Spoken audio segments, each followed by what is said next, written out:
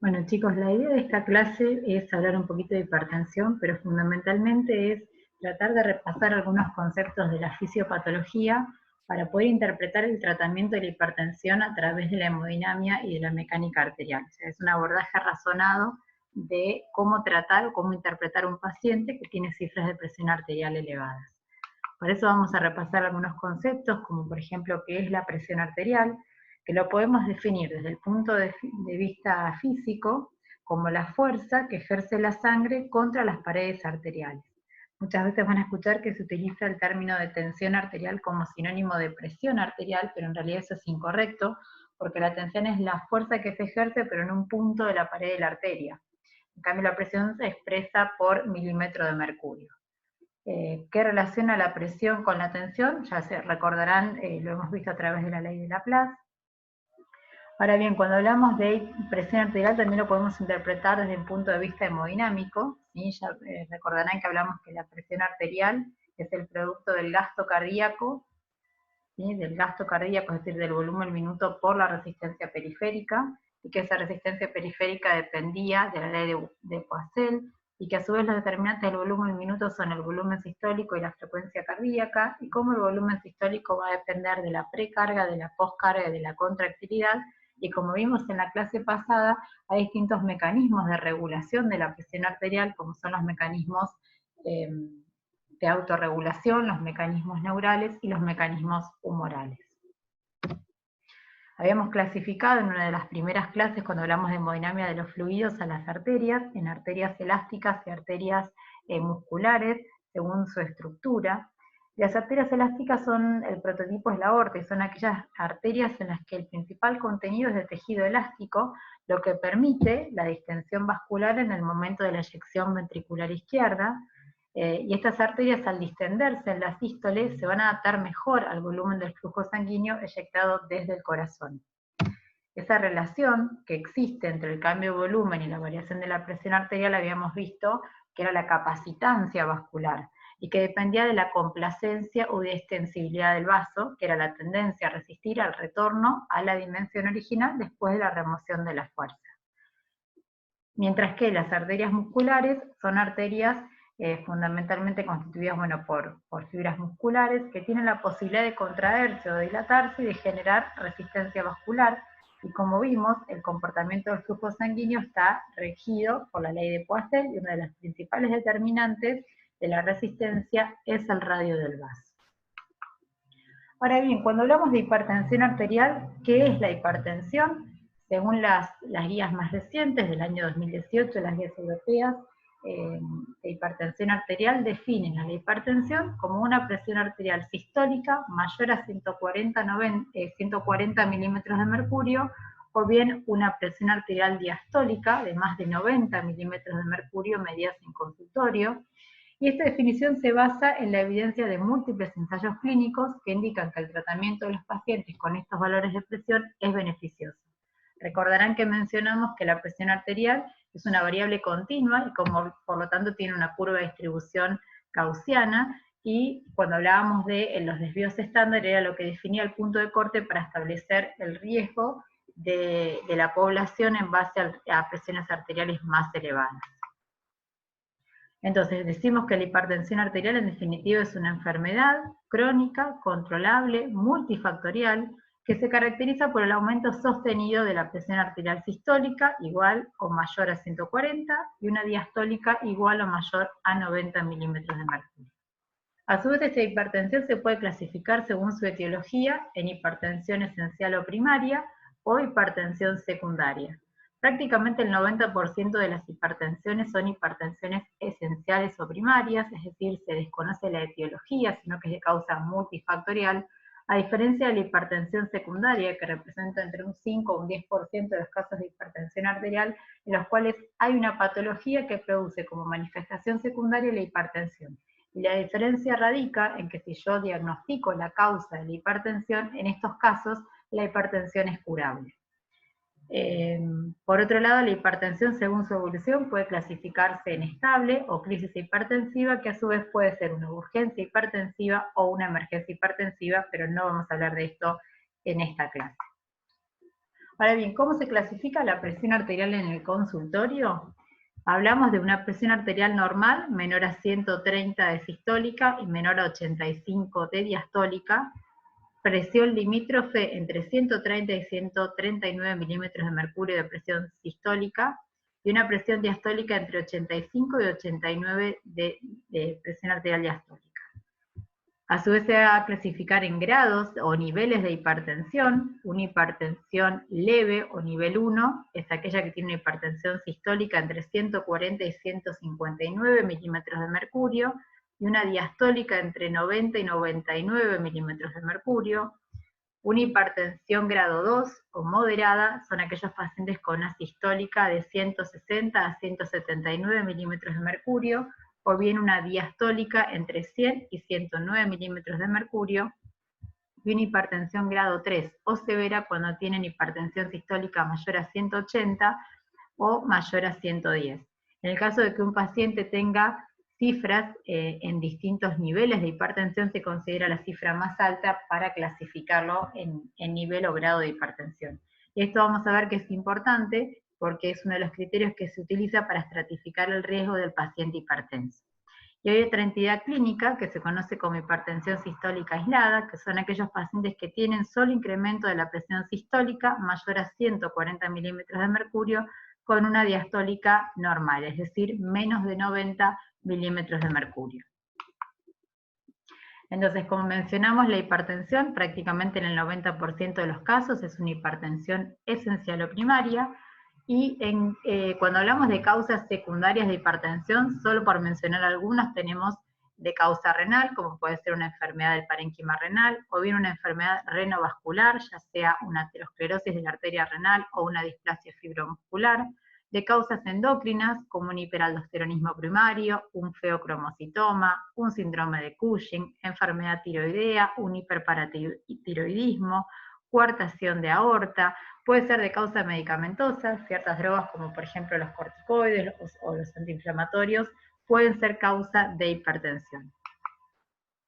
Ahora, ¿en qué casos voy a sospechar una hipertensión secundaria? Es decir, no en todos los pacientes se estudia la hipertensión secundaria, sino que se presenta o se justifica ese estudio fundamentalmente en pacientes jóvenes, menos de 40 años, con una hipertensión grado 2, es decir, una hipertensión moderada, o aparición de hipertensión en cualquier grado en la infancia, o bien un aumento repentino de la presión arterial con normotensión previa, es decir, un paciente que previamente estaba controlado para su presión arterial y comienza a tener registros de alta presión.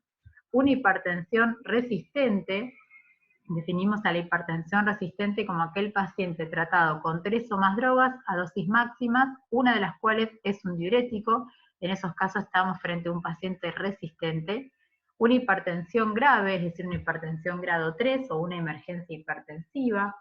El paciente que presente daño orgánico extenso, es decir, que haya manifestación de un compromiso orgánico como consecuencia de esa hipertensión, lo que habla de la agresividad del comportamiento de esa hipertensión. Ciertas características clínicas o bioquímicos que nos hagan sospechar causas endócrinas de hipertensión o enfermedad renal crónica, por ejemplo, un paciente que tenga aumento de la creatinina, o un paciente que tenga ciertos estigmas físicos que hagan sospechar ciertas endocrinopatías, como por ejemplo estrías abdominales o la jiba en pacientes con Cushing, características clínicas de apnea obstructiva del sueño, o síntomas compatibles con feocromocitoma o antecedentes familiares de un feocromocitoma. Ahora bien, si vamos a los datos epidemiológicos de la hipertensión arterial, según la OMS, la hipertensión es un trastorno grave que incrementa de manera significativa el riesgo de sufrir cardiopatía, encefalopatía, nefropatía y otras enfermedades. En el mundo se estima que hay 1.130 millones de personas con hipertensión y que la mayoría de ellos viven en países de bajos ingresos o ingresos medios. Para el año 2015, 1 de cada 4 hombres y 1 de cada 5 mujeres tenían hipertensión. Apenas 1 de cada 5 personas hipertensas está controlada. La hipertensión sigue siendo una de las principales causas de muerte prematura en el mundo, y una de las metas que se había propuesto la OMS para las enfermedades no transmisibles era la de reducir la prevalencia de la hipertensión arterial en un 25% para el año 2025 con respecto a los valores de referencia del año 2010. La hipertensión arterial es el principal factor de riesgo para padecer y morir como consecuencia de un evento cardiovascular de manera prematura y es la segunda causa de discapacidad en el mundo. También sigue siendo la principal causante de enfermedad isquémica cardíaca y de accidente cerebrovascular. Y otras complicaciones no menos importantes derivadas de un mal control de la presión arterial son la miocardiopatía dilatada, la insuficiencia cardíaca y las arritmias. ¿Para qué es lo que sucede en nuestro país? Esos son datos a nivel mundial. Ahora, si evaluamos lo que pasa en la Argentina, vemos que afecta prácticamente al 35% de la población y que la prevalencia incrementa con la edad, prácticamente al 65% en mayores de 60 años y la prevalencia aumenta al 70% en mayores de 85 años. Este es el Registro Nacional de Hipertensión Arterial, el estudio Renata 2, donde nos fijamos que en mayores de 65 años prácticamente 80% de los varones estudiados y el casi 75% de las mujeres estudiadas eran hipertensas. Pero un dato más llamativo aún de este estudio Renata realizado en la Argentina es que 1 de cada 3 hipertensos no sabe que es hipertenso y 1 de cada 4 hipertensos está bien controlado. Es decir, que del total de pacientes estudiados en el año 2016 en este estudio, solo el 24,2% de los pacientes está tratado y controlado. ¿Qué significa esto? Que el 75% de los pacientes está maltratado, es decir, o no conocen que son hipertensos, en el 38,8% de los casos, o bien saben que son hipertensos, en el 5,7% de los casos, pero no están tratados, o saben que son hipertensos, están tratados, pero a pesar de eso no están controlados en el 31,3% de los casos. Fíjense en este artículo publicado en el año 2017, en este año fallecieron 90.222 personas en la Argentina por enfermedad cardiovascular, y más de un tercio, es decir, el 37,3% de los casos de esa muerte, se podrían haber prevenido con un control de su presión arterial. Fíjense, estamos hablando mucho del COVID y de la pandemia, pero siguen existiendo otras pandemias, como es la hipertensión arterial, donde no se hace mucho para mejorar el pronóstico. Hoy por hoy la hipertensión sigue siendo el factor de riesgo cardiovascular cuyo tratamiento produce mayor beneficio en la relación a la mortalidad cardiovascular de la población general. Entonces, ¿cómo podemos mejorar el conocimiento de la hipertensión? ¿Qué estrategias tenemos? Por empezar, que todo individuo debería conocer el valor de su presión arterial por lo menos una vez al año. Recuerden que la hipertensión arterial no da síntomas, sino que es un mal silente. Además de las campañas comunitarias de detección, la herramienta básica de screening es la medición de la presión en diferentes contextos, por personal de salud, en farmacias, mediciones ocasionales realizadas por el propio paciente. Se recomienda la medición de la presión arterial sistemática en cualquier contexto clínico o contacto con el sistema de salud. Es muy frecuente que los pacientes refieran que fueron al control o a pedir recetas y que el médico no les tomó la presión. Esa es una oportunidad que se pierde muy valiosa para hacer diagnóstico de hipertensión arterial. ¿En qué casos es fundamental o reforzar esta necesidad de control de la presión? Cuando el paciente tiene antecedentes familiares, madre, padre hipertensos. Se recomienda efectuar como mínimo 2 mediciones y utilizar el promedio de esas mediciones. Y si el promedio es mayor a 130-85, es necesaria una mayor evaluación. Entonces, ¿cuáles son los objetivos para el paciente hipertenso? Primero, detectar o confirmar si el paciente es hipertenso y qué estrategias tenemos, ya sea por una medición en consultorio, por un monitoreo ambulatorio de presión arterial. Habrán escuchado hablar del MAPA, es un estudio que registra la presión arterial en 24 horas del paciente y en base a eso se toma un promedio, diurno, nocturno, porcentaje el día en el que el paciente está hipertenso y en base a eso uno confirma diagnóstico y toma conductas terapéuticas. O bien un automonitoreo de la presión arterial, un MDPA, en el que el paciente controla durante 7 días, a la mañana y a la noche, su presión arterial.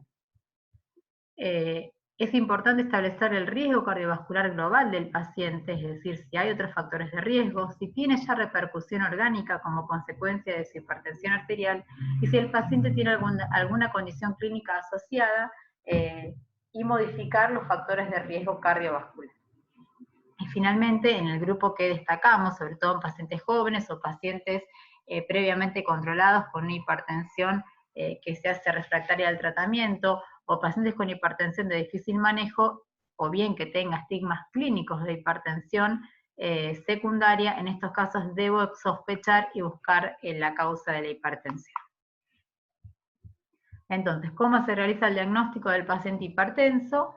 Mediante la anamnesis, evaluar los niveles previos de presión arterial y el tiempo de evolución de su hipertensión, cuáles han sido los tratamientos previos y posibles efectos adversos que ha padecido el paciente frente a esa medicación, cuáles son los antecedentes familiares de enfermedad cardiovascular, si hay algún signo o síntoma que me haga sospechar de una hipertensión secundaria, si hay otros factores de riesgo cardiovascular, si hay indicios de daño de órgano blanco, si el paciente presenta comorbilidades, cuáles son sus hábitos y el uso de ciertos fármacos que pueden incrementar la presión arterial. Respecto a la medición de la presión arterial, la frecuencia cardíaca, es importante un examen cardíaco y arterial, evaluar datos antropométricos, como por ejemplo el peso, la altura, el perímetro de cintura, evaluar la hipertensión arterial, van a ver que yo les dejé un video de toma correcta de presión arterial y un artículo donde se explican la toma de presión arterial, evaluar los pulsos femorales, si hay ausencia o simetría de pulsos, soplos abdominales o soplos carotídeos.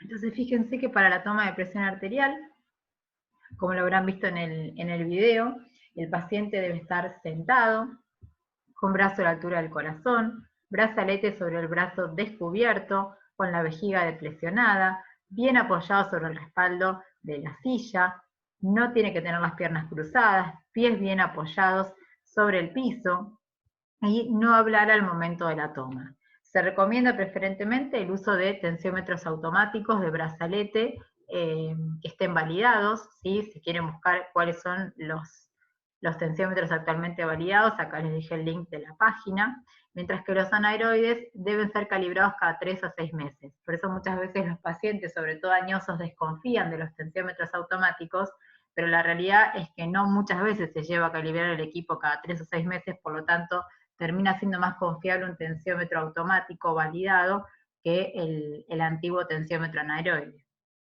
Ahora bien, ¿cuáles son las claves para una correcta toma de presión arterial? Las mediciones por duplicado, la toma de presión de promedio, sin redondeo. Cuando veo que hay más de 5 milímetros de mercurio de diferencia entre una y otra toma, considerar más mediciones.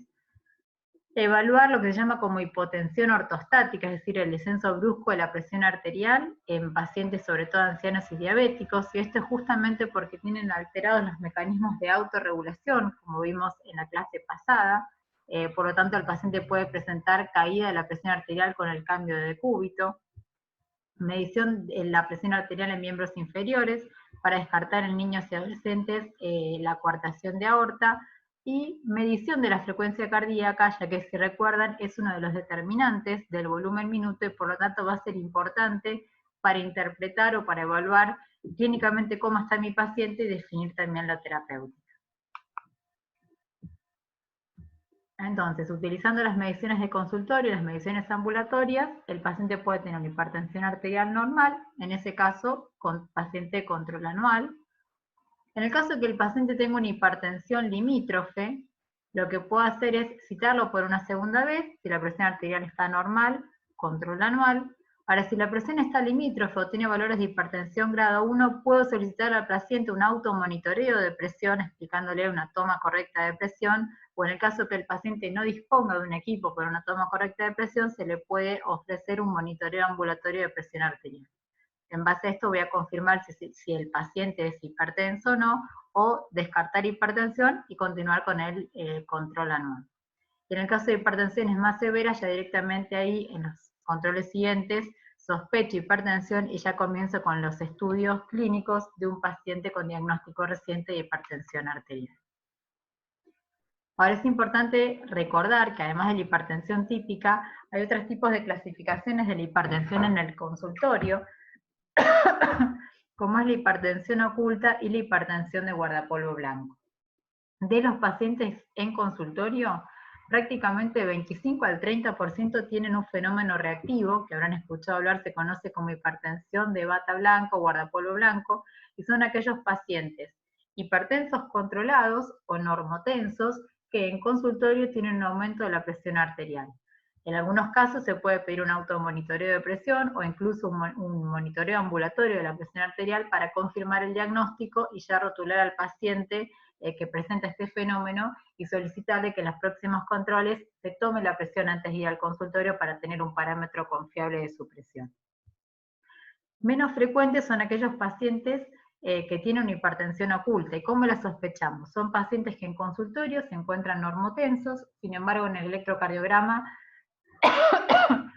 pueden tener, por ejemplo, una hipertrofia ventricular, que es un marcador de daño de órgano blanco, o que tengan microalbuminuria, es decir, que tengan marcadores de daño de órgano blanco a pesar de una presión en consultorio normal. En esos casos debo estudiar o buscar la hipertensión arterial. Entonces, ¿cómo voy a estratificar el riesgo de mi paciente? En base a los factores de riesgo, en base a la presencia o no de daño de órgano blanco y las condiciones clínicas asociadas. Entonces, por un lado voy a considerar el grado de hipertensión arterial, que habíamos dicho podía ser leve, moderado o severo, si hay unos factores de riesgo. ¿Y cuáles son estos factores de riesgo del paciente hipertenso? Hombre de más de 55 años, mujer de más de 65 años, pacientes tabaquistas, pacientes dislipémicos, es decir, un colesterol total mayor a 200, un LDL, que es el colesterol malo, conocido vulgarmente, que es el Low Density Lipoprotein, mayor a 130, o un High Density Lipoprotein, que este es el colesterol bueno, menor a 40 en los hombres o menor a 50 en las mujeres, triglicéridos mayor a 150, pacientes con una prueba de tolerancia oral a la glucosa alterada, sedentarios, pacientes con antecedente de enfermedad cardiovascular prematura, es decir, pacientes con enfermedad vascular antes de los 55 años en los hombres o menos de 65 años en las mujeres, y esta diferencia en la edad radica en el efecto cardioprotector que tienen los estrógenos, pacientes con aumento del perímetro de cintura, más de 94 centímetros en los hombres o más de 88 en las mujeres, y factores psicosociales. Cuando hablamos de daño de órgano blanco nos referimos a nivel cardíaco, la hipertrofia ventricular izquierda, un criterio electrocardiográfico que lo vamos a ver en las próximas clases cuando hablemos de electro, es la hipertrofia ventricular determinada por el método de Sokolov. Ya lo vamos a ver, les vuelvo a decir cuando veamos electro. El ecocardiograma, que se mide por el índice de masa ventricular izquierda, la presencia de placas carotidias, es decir, placas de colesterol a nivel de las carótidas, aumento de la rigidez arterial determinado por la velocidad de onda de pulso, que es un marcador de rigidez, que se mide ya sea por tonometría o se puede medir por oscilometría, pacientes con enfermedad renal crónica, pacientes con microalbuminuria o una alteración en la relación albúmina-creatinina. ¿Y qué condiciones clínicas aumentan el riesgo cardiovascular global? Antecedentes de enfermedad cerebrovascular, como por ejemplo ACV, ya sea isquémico, hemorrágico, deterioro cognitivo o un accidente isquémico transitorio, enfermedad cardíaca, infarto agudo de miocardio, angina de pecho, antecedentes de una cirugía de revascularización miocárdica, arritmias como fibrilación auricular o insuficiencia cardíaca, retinopatía avanzada, enfermedad renal crónica o bien una enfermedad vascular periférica. Entonces, en base a la cifra de presión arterial, limítrofe, leve, moderada o severa, y la presencia de factores de riesgo y la presencia de daños de órgano blanco o condición clínica asociada, yo voy a hacer una estratificación del riesgo de mi paciente en bajo riesgo, alto riesgo o muy alto riesgo. Y esto es importante porque en base a esta clasificación yo voy a poder definir mi estrategia de tratamiento en cada paciente en particular. Entonces, ¿cuál es el objetivo fundamental del tratamiento del paciente hipertenso? Fundamentalmente va a ser disminuir la morbi-mortalidad cardiovascular, cerebral y renal mediante un descenso de la presión arterial. Y además es importante tratar el riesgo cardiovascular global y no solamente la cifra de presión arterial. También es importante considerar la elección del fármaco antihipertensivo, y acá es donde quiero hacer hincapié para poder interpretar y razonar el paciente en base a la mecánica arterial y a la hemodinamia, y recomendar, bueno, el uso de asociaciones farmacológicas que obviamente tengan demostrada eficacia y que además sirvan para mejorar ciertos eventos preventivos cardiovasculares y renales según la evidencia. Ahora bien, ¿cuál va a ser el objetivo de presión arterial? En pacientes de más de 16 años y menos de 80 años, la meta de presión es menos de 140/90, ¿sí? Y esto es muy frecuente, que el paciente viene al consultorio y tiene capaz 15/10 y dice, no, pero yo con esa presión ando bien, es mi presión.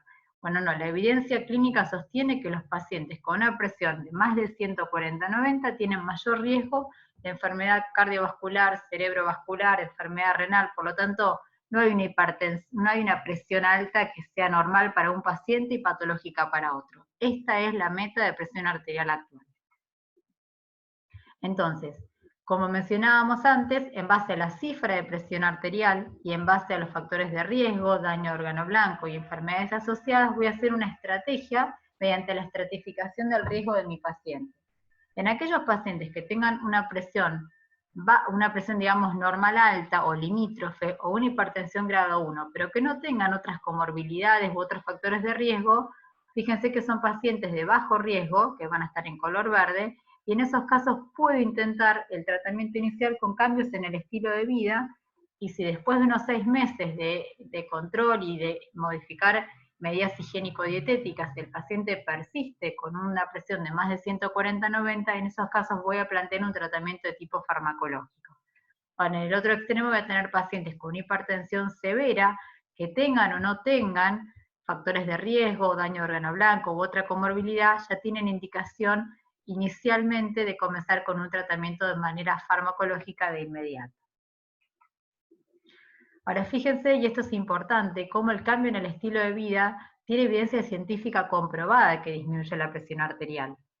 Fíjense cómo lo relacionado con la alimentación, cambios en los patrones de alimentación puede bajar la presión entre 8 y 14 milímetros de mercurio, la disminución en la ingesta de sodio entre 2 y 8 milímetros de mercurio, el aumento de la ingesta de alimentos ricos en potasio, aproximadamente unos 5 milímetros de mercurio, disminución en la ingesta de alcohol entre 2 y 4 milímetros de mercurio, la actividad física entre 4 y 9 milímetros de mercurio, y fíjense, un mantenimiento de peso corporal adecuado entre 5 y 20 milímetros de mercurio por cada 10 kilos de reducción de peso.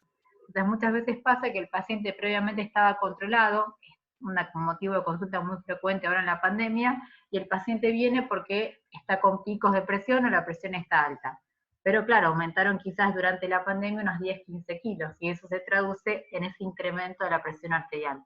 Entonces muchas veces se subestima el efecto que tienen las medidas higiénico-dietéticas o el tratamiento no farmacológico sobre la presión arterial, pero fíjense que si uno logra bajar de peso, mejorar la alimentación y hacer actividad física aeróbica, en algunos casos es suficiente para normalizar la presión. Entonces, si queremos ver un algoritmo de cómo iniciar un tratamiento de hipertensión arterial, vamos a ver pacientes con hipertensión grado 1, bajo riesgo, medidas higiénico-dietéticas y eventualmente una droga. ¿Sí? ¿Qué drogas se utilizan para la hipertensión? Los que bloquean el sistema renina-angiotensina-aldosterona, diuréticos, es decir, que van a actuar a nivel renal, beta bloqueantes van a bloquear el sistema nervioso autónomo, ¿sí? O bien en pacientes con hipertensión de moderada a severa puedo plantear ya combinaciones farmacológicas. ¿Y qué combinaciones farmacológicas se recomiendan? Se utiliza este algoritmo. ¿Cuáles son las preferentes? Bloqueo del sistema renina-angiotensina-aldosterona. ¿De qué forma? Los inhibidores de la enzima convertidora de angiotensina, que ya les debe sonar, el famoso enalapril. Antagonistas de los receptores de la angiotensina 2, el famoso losartán, combinado con drogas como los bloqueantes cálcicos dihidropiridínicos, la famosa amlodipina, y esto que puede estar asociado, por ejemplo, con un diurético o con un beta bloqueante. Fíjense que en línea discontinua son las asociaciones no recomendadas, estas en línea verde son las recomendaciones preferentes y en línea amarilla son las combinaciones posibles.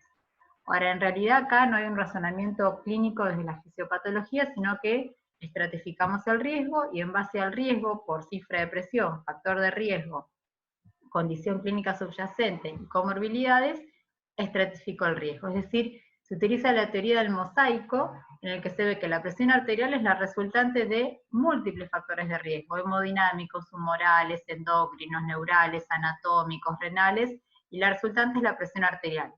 Y se hace analogía que para el tratamiento de la hipertensión arterial se puede utilizar esta estrategia.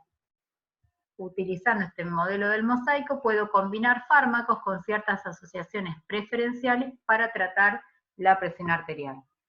Sin embargo, sabemos que esto es bastante rudimentario para interpretar la presión arterial, si en realidad consideramos que la hipertensión es un trastorno hemodinámico y que esa hipertensión arterial va a depender o de una alteración a nivel cardíaco o una alteración a nivel vascular. A nivel cardíaco, ¿de qué forma? Por una alteración del volumen minuto que depende del volumen sistólico y de la frecuencia cardíaca, y que a su vez los determinantes del volumen sistólico van a ser la precarga, la poscarga y la contractilidad.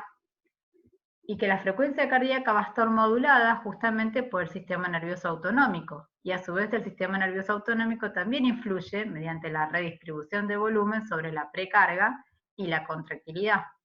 Y que la resistencia periférica va a depender de la viscosidad de la sangre, de la estructura de la pared vascular y del grado de vasoconstricción del vaso elevado a la cuarta potencia. Por lo tanto, pensar en la presión arterial como una teoría del mosaico suena rudimentaria. Sin embargo, al momento de plantear una estrategia de tratamiento, las guías actuales siguen planteando esta teoría del mosaico. Y acá es donde yo quiero generar un poco de ruido para que ustedes puedan razonar al paciente hipertenso cuando les toque en la clínica, que como vieron la prevalencia es muy alta y va a ser un motivo de consulta frecuente, hagan la especialidad que hagan cuando estén en una guardia. Entonces, nunca se olviden de esto para poder hacer el abordaje de un paciente hipertenso. Entonces, como vimos en clases anteriores, yo les había dicho que la medición de la presión arterial en consultorio no demuestra ni el tipo ni la intensidad del deterioro circulatorio subyacente del paciente hipertenso. ¿Por qué? Porque solamente estamos tomando 2 puntos de la curva de la presión arterial, que son la presión arterial sistólica y la presión arterial diastólica. Y que esta diferencia entre la sistólica y la diastólica, que se conoce como presión de pulso, puede estar alterada por distintas causas, como es el aumento de la descarga sistólica o bien por una disminución de la distensibilidad de la arteria. Entonces, para diferentes estados de equilibrio hemodinámica puedo tener una misma presión arterial media, ¿bien? Que lo vamos a ver de esta manera. ¿Cuáles son los determinantes de la presión arterial? En base a la fórmula que tantas veces repetimos, tenemos el gasto cardíaco, la resistencia periférica y el volumen intravascular.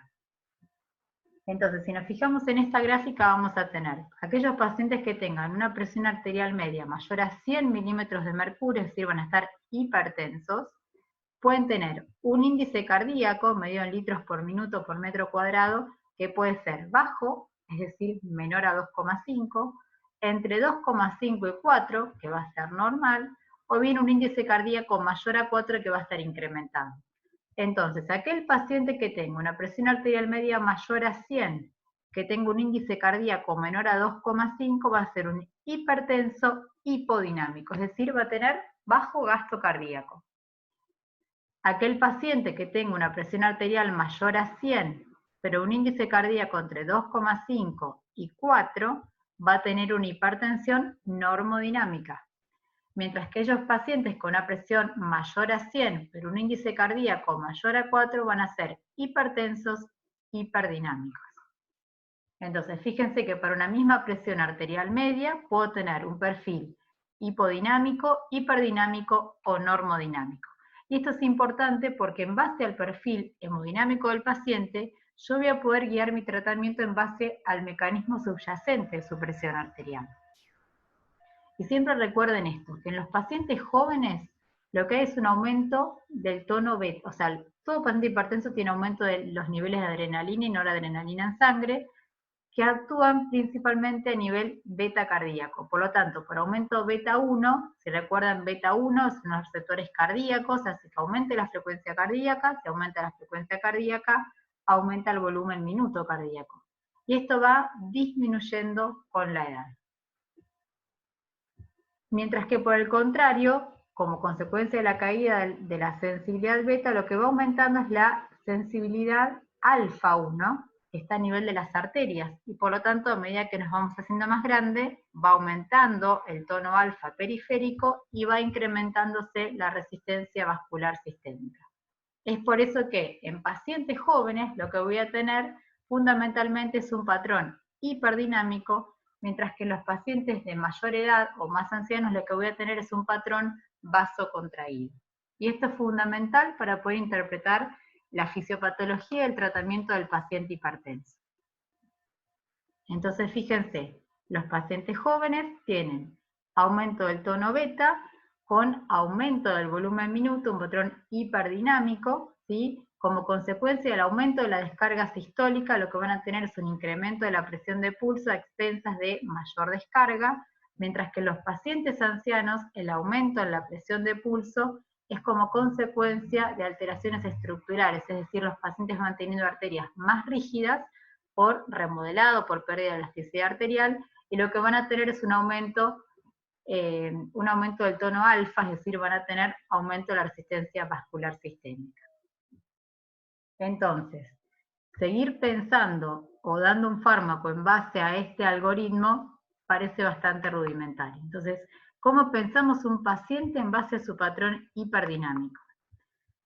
Dijimos que los reactores cardíacos, es decir, los que tienen un índice cardíaco alto, mayor a 4, generalmente se dan pacientes jóvenes, entre un 30 y 40% son pacientes jóvenes de menos de 45 años, aunque hasta un 15% de los casos se dan en pacientes de más de 45 años, y como dijimos es consecuencia de aumento del tono beta 1, que va a producir un incremento del volumen minuto, por efecto alfa venoso va a haber una redistribución del volumen y el paciente va a tener entonces un aumento del gasto cardíaco con una disminución de la resistencia vascular sistémica por arteriolodilatación por efecto beta periférico y efecto del óxido nítrico. Ahora, ¿qué pasa en el caso de un paciente hipodinámico? Son generalmente pacientes más añosos, es uno de los mecanismos más frecuentes de la hipertensión arterial. En estos casos lo que tiene el paciente es un aumento de la resistencia vascular sistémica, un aumento de la resistencia vascular renal que se traduce en aumento del sistema renina-angiotensina-aldosterona con aumento de la relación aldosterona-renina, y eso va a generar como consecuencia un aumento del volumen cardiopulmonar, caída del volumen minuto cardíaco, aumento de la resistencia y por lo tanto vasoconstricción y salsensibilidad. Esto, si bien lo podemos razonar en base al paciente que tenemos enfrente, al grupo etario, tiempo de evolución de la hipertensión, evaluando la frecuencia cardíaca, si el paciente está hiperdinámico, es un paciente que va a estar bien perfundido, que va a estar caliente. Hay un método actualmente que permite valorar esta hemodinamia, que no siempre está disponible, pero que es interesante que lo conozcan, que se conoce como cardiografía por impedancia.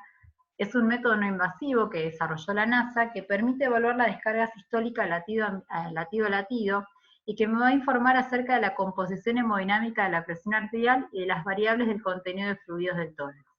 Es una técnica, como dijimos entonces, no invasiva, en la cual se aplica una corriente eléctrica a través de 2 electrodos en la frente y en el abdomen, y la impedancia del tórax al paso de la corriente eléctrica se calcula automáticamente por la diferencia de potencial que se establece entre 2 electrodos que están ubicados en la región cervical y en la región sifoidea.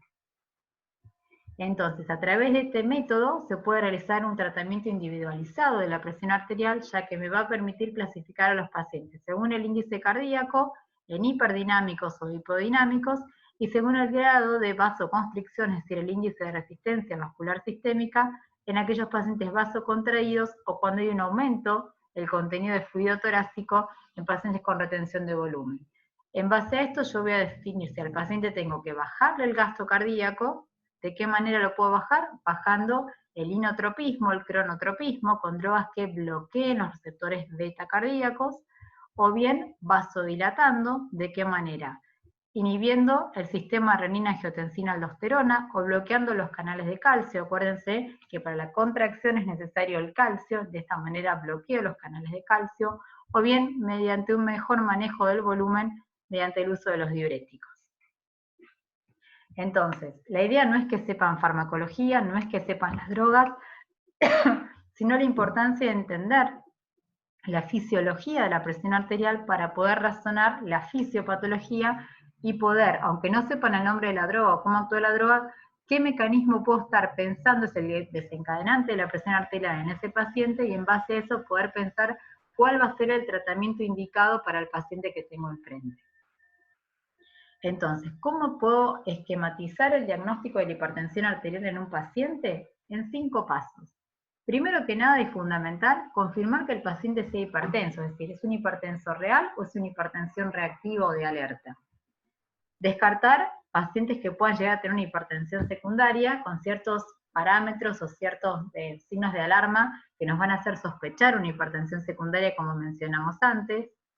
Definir cuál puede ser el perfil hemodinámico de mi paciente, es decir, cuál va a ser el mecanismo índice, estratificar el riesgo en base al factor de riesgo, el grado de hipertensión y la presencia o no de daño de órgano blanco, y finalmente, en base a estos parámetros, definir el tratamiento. Si el paciente va a requerir un tratamiento higiénico-dietético, si va a requerir un tratamiento farmacológico y qué tipo de fármaco, pero no guiándome por un esquema de mosaico, sino pensando la fisiopatología de la hipertensión para que el paciente logre controlar su presión y eso me va a optimizar el tratamiento. ¿Por qué? Porque el paciente, si está bien tratado, no tiene efectos adversos de la medicación y no tiene intolerancia a la droga, que es uno de los grandes problemas que tenemos en hipertensión, la mala adherencia al tratamiento.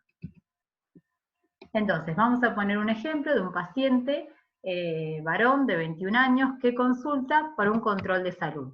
Este paciente tiene como antecedente que es hipertenso desde los 15 años y que está en seguimiento por pediatría. Ya en esa oportunidad al paciente le estudiaron y le diagnosticaron, o mejor dicho, le descartaron una hipertensión secundaria. Tiene como factores de riesgo la hipertensión de varios años de evolución, dislipemia, es decir, colesterol alto, obesidad, sedentarismo y no es tabaquista. Pero llama la atención que es un paciente joven que no tiene antecedentes familiares ni de hipertensión ni de sobrepeso. Al momento de la consulta, este paciente estaba tratado con drogas vasodilatadoras, es decir, bloqueo del sistema renina-angiotensina-aldosterona como el enalapril y bloqueo de los canales cálcicos como la amlodipina, pero a pesar de este tratamiento el paciente consulta porque su presión no está controlada, sino que tiene cifras de presión arterial grado 2 o una hipertensión moderada. Se evalúa, entonces ya sabemos que es una hipertensión real, se sospecha que es una hipertensión esencial porque en este caso ya fue descartada la hipertensión secundaria. Lo que vamos a hacer es tratar de pensar el mecanismo índice, o sea, cuál puede ser el perfil hemodinámico de este paciente, y el paso siguiente es estratificar el riesgo mediante la búsqueda de daño de órgano blanco o factores de riesgo asociados. En este caso el paciente tiene una ecografía cardíaca donde tiene hipertrofia ventricular, es decir, un incremento de la masa ventricular izquierda, tiene un incremento del índice albúmina-creatinina, tiene colesterol alto y tiene una hiperinsulinemia. Entonces dijimos que estamos con un paciente con hipertensión grado 2 y que además tenía varios factores de riesgo por el sobrepeso, por el colesterol, pero que además tenía daño de órgano blanco por la presencia de hipertrofia ventricular. Entonces, a pesar de ser un paciente joven de 21 años, estamos con un paciente que tiene un riesgo moderado. Por lo tanto, no solo tengo que reforzar las medidas higiénico-dietéticas, sino que ya tengo que pensar en un tratamiento de tipo farmacológico. Entonces, resumiendo, paciente varón de 21 años, en seguimiento por un estado hipertensivo, con compromiso de órgano blanco, con dislipemia, sedentarismo, obesidad y un índice OMA, que es un marcador de insulinoresistencia, elevado. Y que está tratado con dos drogas vasodilatadoras, pero a pesar de eso que no está controlado. Entonces, si yo tengo que pensar en este paciente que tiene hipertensión, que está medicado y que no está controlado, ¿cuál puedo pensar que va a ser el perfil de mi paciente? Que va a estar hipodinámico, es decir, que va a tener un índice cardíaco bajo, que va a tener un índice cardíaco normal, es decir, entre 2,5 y 4, o que va a estar hiperdinámico y que va a tener un índice cardíaco mayor a 4. En base a lo que dijimos, uno podría pensar que si es un paciente joven, que viene con hipertensión de varios años de evolución, este paciente va a estar en base al grupo etario, yo pensaría hiperdinámico. Por lo tanto, si pienso que está hiperdinámico, el mecanismo de su hipertensión va a ser el aumento del gasto cardíaco y sin embargo está vasodilatado. Es por eso que puedo sospechar que este paciente no está bien controlado, porque además de no mejorar las medidas higiénico-dietéticas, el paciente no está recibiendo el tratamiento acorde a su fisiopatología. Ahora bien, en el seguimiento posterior, este paciente, frente a las reiteradas fracasos de medidas no farmacológicas, se decide hacer un bypass gástrico. ¿Sí? Con el bypass gástrico el paciente logra descender 34 kilos de peso, pero persiste hipertenso en el domicilio y vuelve a la consulta para diagnóstico y tratamiento. Entonces, fíjense, a un año de la cirugía el paciente logra mejorar todo lo que tiene que ver con su perfil metabólico, mejora la insulina, mejora el colesterol, el índice de albúmina creatinina, pero está hipertenso al momento de hacer una prueba de esfuerzo, una ergometría, y tiene hipertensión reactiva, o sea, un aumento desproporcionado de la presión para el esfuerzo realizado en un paciente de 21 años.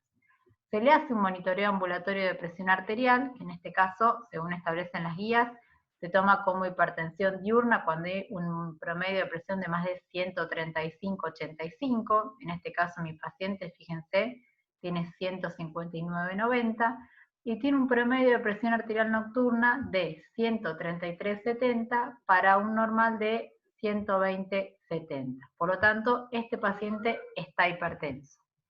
Entonces, tenemos un paciente que ya tiene 22 años, en seguimiento por la hipertensión, que logró mejorar la parte orgánica, ya que no tiene daño de órgano blanco en el seguimiento posterior, pero que sigue con sobrepeso, sedentario e hipertenso. Sigue con un tratamiento vasodilatador y no está controlado. Entonces, de vuelta, en este escenario donde mejoró lo higiénico-dietético, el paciente bajó de peso, pero sí hipertenso. ¿Cuál puedo pensar puede ser el perfil hemodinámico de mi paciente? Y este es el ejemplo de una cardiografía por impedancia, ¿sí? Este es el estudio que yo les comentaba. Acá lo que tenemos es el electrocardiograma, esta es la impedancia torácica, y esto es el fonocardiograma. En base a estos tres parámetros se obtienen estas variables hemodinámicas. ¿Y por qué se los pongo? Para que vean que esto que estamos estudiando, índice cardíaco, volumen minuto, índice de resistencia vascular sistémica, presión arterial, frecuencia cardíaca, son variables que se evalúan en la práctica diaria. O sea, en la clínica yo puedo medir volumen minuto, índice cardíaco, y en base a razonar esto, voy a poder medicar a mis pacientes. Entonces, en este caso, este chico de 21 años lo que tenía era un índice cardíaco alto. Habíamos dicho que era hasta 4, y este paciente tiene 5.8, o sea, está hiperdinámico. Y para compensar las resistencias vasculares están de normales a bajas, y lo que tiene es un aumento del índice de trabajo cardíaco. Fíjense, de 8.7 para un normal de 5.5. Entonces, en base a esto, ¿cómo razono que es del perfil hemodinámico de mi paciente? Este paciente lo que tiene es un perfil hiperdinámico, donde lo que tiene es un aumento del gasto cardíaco. ¿Por qué mecanismo? Por aumento del tono beta 1, el paciente lo que tiene es un aumento del volumen sistólico, aumento de la frecuencia cardíaca, eso determina un aumento del volumen minuto cardíaco, y por efecto beta 1, el paciente lo que tiene es aumento de renina, aumento de angiotensina, y por efecto beta 2, y del óxido nítrico, disminución de la resistencia periférica. Entonces, ante el nivel de evidencia actual, o sea, ya habiendo documentado el perfil hemodinámico del paciente, ¿cuál voy a pensar que puedo ser la mejor opción terapéutica? Obviamente lo que tengo que hacer en este paciente es disminuir el gasto cardíaco. ¿De qué manera? Bloqueando el sistema nervioso autonómico mediante un beta bloqueante, ¿sí?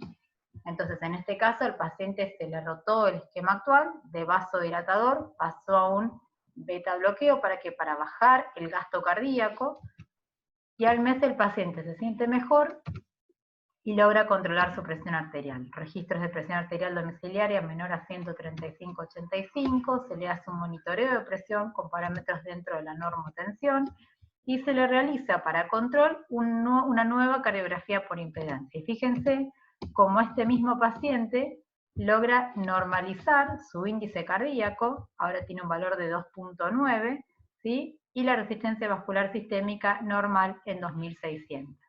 O sea, fíjense de vuelta, cuando hablamos de presión arterial lo definimos como volumen minuto por índice de resistencia vascular sistémica. Volumen minuto por índice de resistencia vascular sistémica. Y el volumen minuto, cuando estaba indexado por superficie corporal, hablábamos de índice cardíaco. ¿De qué depende el volumen minuto? Del volumen sistólico y de la frecuencia cardíaca. ¿Sí? Entonces, el paciente pasó de un estado hiperddinámico a un paciente normodinámico. De esta forma, el paciente pasó de tener cifras de casi 16,9 de presión a 13,8 de presión arterial. Fíjense que en este caso, el paciente también estaba medicado, y en este caso estaba medicado con 2 drogas, pero 2 drogas vasodilatadoras. El paciente lo que estaba es hiperdinámico. Entonces, razonar la fisiopatología subyacente de la presión arterial es fundamental para lograr que el paciente logre esto, que es controlar su presión arterial. Y no es casual si pensamos que actualmente se usa ese mosaico para la decisión del tratamiento, que prácticamente 75% de los pacientes no estén controlados para la presión arterial.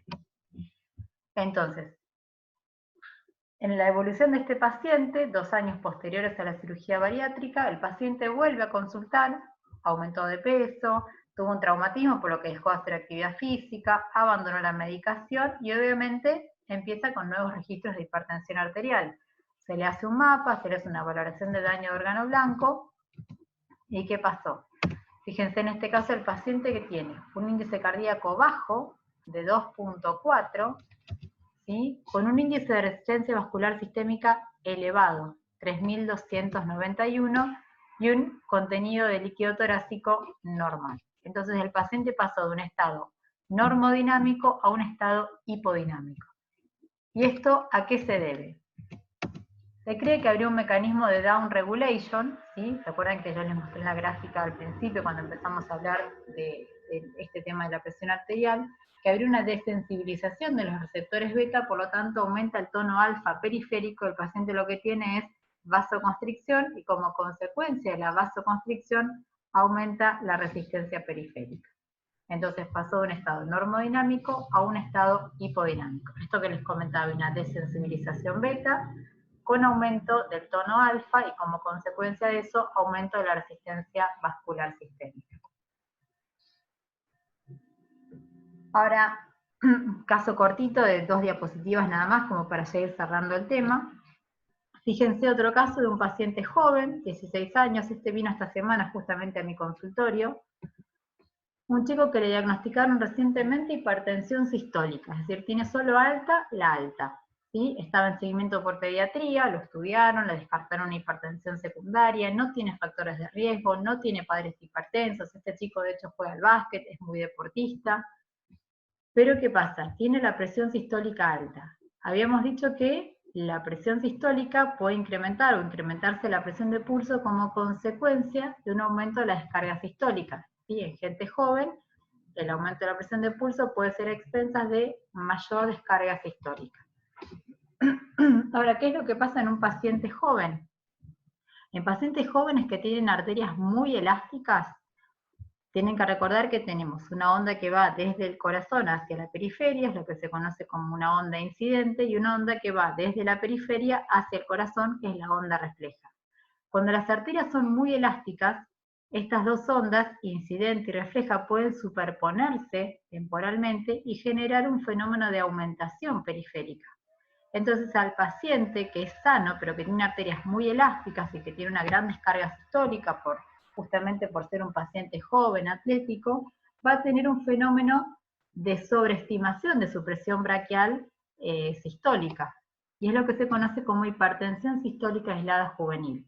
Entonces fíjense cómo un paciente joven con arterias elásticas, con arterias sanas, es importante considerar que puede tener un aumento de la presión sistólica y que sea una hipertensión espuria, o sea, que sea no sea una hipertensión real y que no merite un tratamiento. Y en esos casos, bueno, se hacen otras determinaciones como la medición de la presión central. Pero fíjense cómo en muchos casos, chicos jóvenes que tienen registros incluso hasta de sistólicas de 16, comienzan a ser medicados, a ser tratados, y en realidad lo que no se está interpretando es cómo es la mecánica de su arteria y cómo es su elasticidad arterial. Entonces, ya para ir finalizando, ¿qué es lo que quiero que les quede como mensaje de esta clase de hipertensión? Es que la presión que medimos en el consultorio no muestra la alteración hemodinámica subyacente que tiene el paciente, y que es fundamental razonar cuál puede ser el posible mecanismo que puede condicionar alteraciones en la estructura y en la función del aparato cardiovascular. O sea, fíjense, en el primer caso estábamos frente a un paciente realmente hipertenso, pero que su hipertensión, si lo razonábamos desde el grupo etario, lo más probable es que fuera una hipertensión por un alto gasto cardíaco. Entonces lo que hay que pensar es qué tipo de drogas me van a bajar el gasto. O bien en el segundo caso, que es un paciente en realidad sano, que lo que tiene son arterias muy elásticas y lo que se está sobreestimando es la toma de la presión a nivel braquial. Por otro lado, saber que la cardiografía es un estudio que permite caracterizar el fenotipo hipertensivo para elegir la estrategia farmacológica según la alteración hemodinámica subyacente, pero de vuelta, les vuelvo a repetir, no siempre es necesario porque no está disponible este método. Es importante razonar qué tipo de hipertensión puede tener el paciente en base a la población y a la distribución del mecanismo según edad. Por otra parte, tener en cuenta que el tratamiento guiado por este tipo de estudios permite comprender la fisiopatología y elegir un tratamiento razonado de la hipertensión al correlacionar la hemodinamia con la clínica, logrando así un mejor control de la cifra de presión arterial con menor número de fármacos.